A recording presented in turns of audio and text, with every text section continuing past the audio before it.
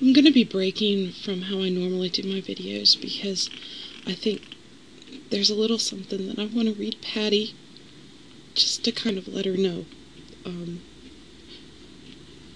how sorry I am. And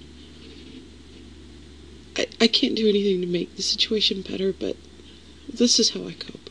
So it's a reading of something I wrote for her. It's called The Defective Bear. Patty came home torn and tattered. The attack against her left no bruises, but it hurt the same. The hole in her chest and the shreds of her pride might as well have been put there with a fist. As it was, words had ripped her apart. Her mission had been simple and pure. Make a few bears and give them to children who needed a little something to hold when the pain of needles and medical care became too much to bear alone. A little partner bear who could help dry tears and help ward off the sterility of a hospital room. Simple, sweet, elegant.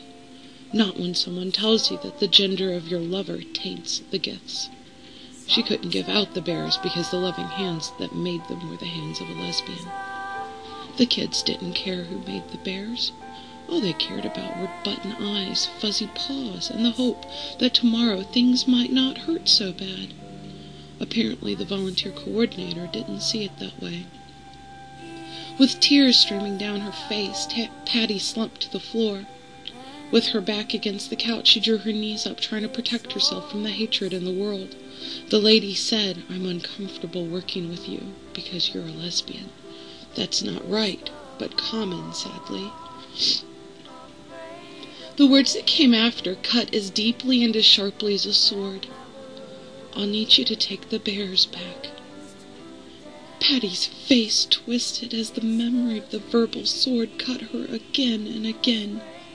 Wrapping her arms around herself, she sought some form of comfort. If someone doesn't want to accept her for her sexuality, that's something Patty can't control. Years upon years ago, she'd stopped fighting the futile fight against such attitudes. But the bears? The kids? The kids and the bears? Patty's head pounded as she tried to will herself to stop crying. The void in her chest grew, and shame twisted in her stomach.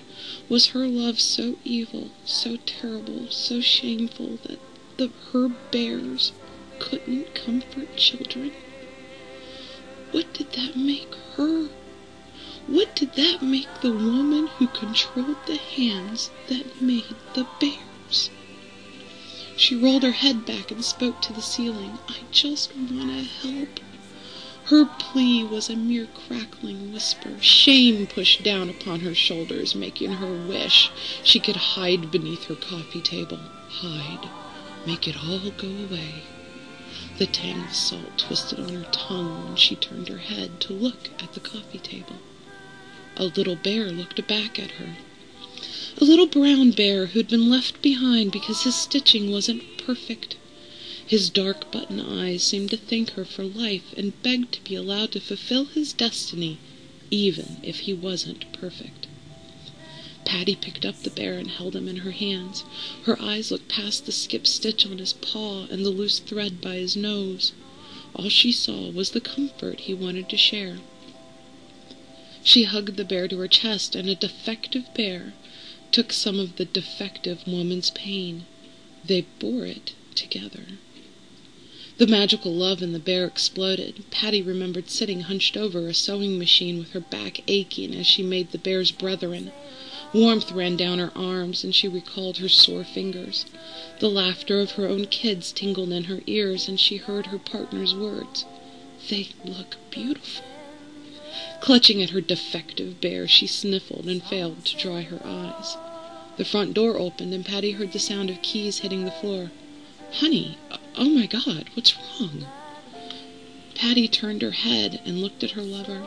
She spoke, but she couldn't swear her words were understandable. "They won't let me pass out the bears." Her partner's mouth dropped open. "Oh my God. They say it's because I'm a lesbian. Love." Her partner dashed to Patty's side and wrapped her arms around Patty's shoulders. "I'm sorry. I'm so sorry." Patty tucked her face in her lover's shoulder and found the comfort she needed. Her partner. Her rock. Her one place of serenity when the world seems cruel and frightening.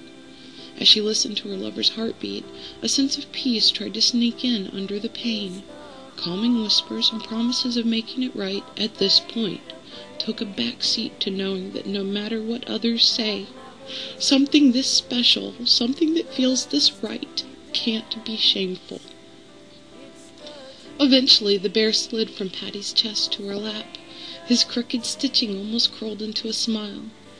His button eyes shined with a renewed gleam.